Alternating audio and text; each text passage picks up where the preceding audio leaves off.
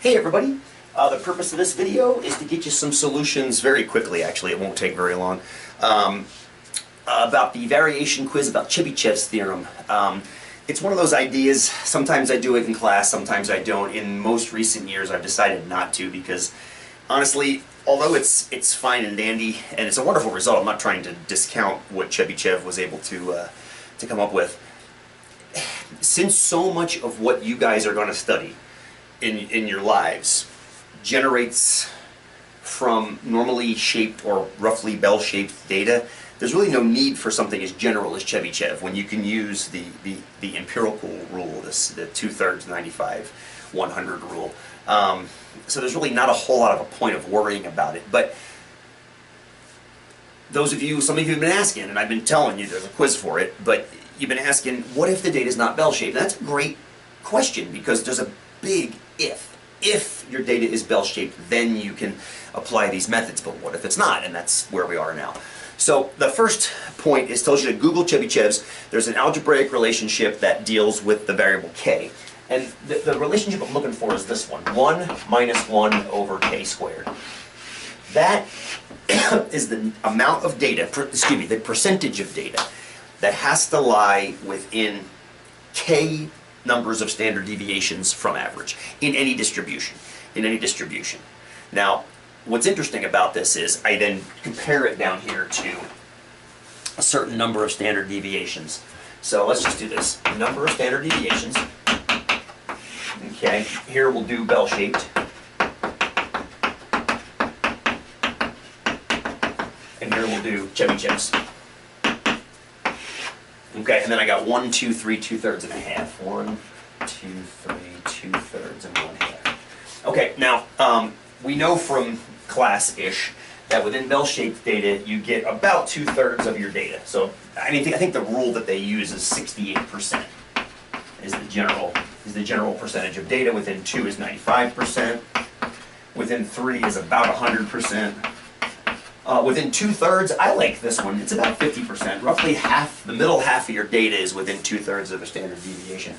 I'm going to let you leave that one open. I put that one up for extra credit, so I'll leave that for you. You can try that one.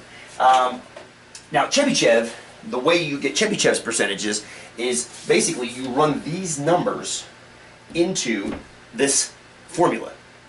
So you can see that, well, let's just see.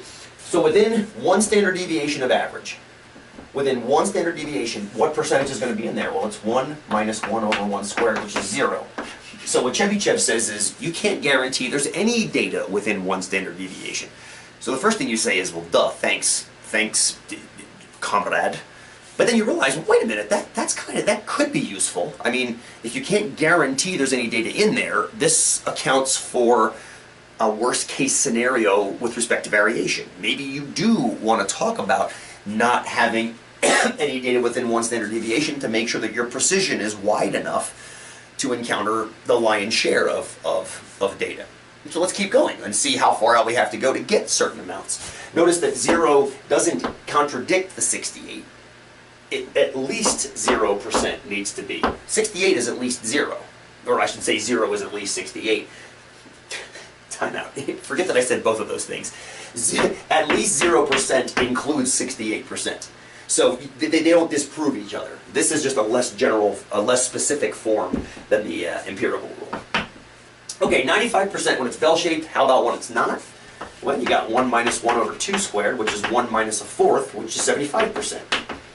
So again, you can guarantee that 3/4 of your data are within within 2 standard deviations. That's not bad. It's not 95, but this is even for the most possibly skewed data set you could imagine.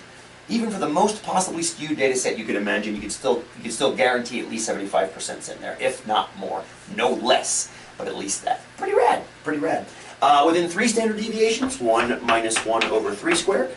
That's 1 minus a ninth. A ninth is about 89%. Again, not too shabby. 100%, yes, at least 89% includes 100%. Not too shabby, not rad at all. Here's where stuff starts to fall apart. Within 2/3 of a standard deviation, 1 minus 1 over 2/3 squared. Now, you don't have to look very hard to realize that this is 1 minus 9/4. 1 minus 9/4 is 1 minus 2.25, which is 1.25, but it's negative, which means negative 125%. So one of the problems with Chebyshev is that it only really gives you useful data when you're outside of one standard deviation. So you wanna just be aware of that. The same kind of thing happens with 1/2 of a standard deviation. Once you get down below 1/2 of a standard deviation, yeah, it's meaningful in the bell curve, but it's not meaningful at all with Chebyshev because the mathematics falls apart. What would it be for 1/2? Is it 100%? 1 minus 1. No, it's 300%, isn't it? It's 1 minus 1 over 1/2 squared, which is, yeah, 1 minus 1 over a fourth, which is 1 minus 4, which is negative 300%. Yeah. So, you got some issues as far as mathematics issues. The mathematics itself is fine, but the applications of it fall apart when you start talking about numbers of standard deviations less than 1. So, I hope that helped, and we'll see you in class.